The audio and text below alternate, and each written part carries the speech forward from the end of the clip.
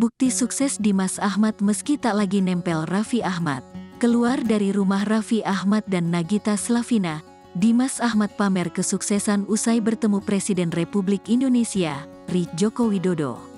Pemilik nama asli Dimas Ramadan tersebut bahkan terlihat sempat menyapa Presiden Jokowi yang menghadiri suatu acara. Usai keluar dari rumah Raffi dan Gigi, Dimas memang masih tergabung dalam Rans Entertainment. Meski demikian, Dimas justru terlihat lebih sering bekerja di luar Rans. Pria yang terkenal berkat kemiripan wajahnya dengan Raffi itu sempat membawakan program Jalan hingga kini ikut bermain dalam sinetron kembalinya Raden Kian Santang Season 3. Alhasil kini Dimas pun hampir tak pernah lagi terlihat bersama dengan kedua orang tua Rafatар dan Rayanza tersebut.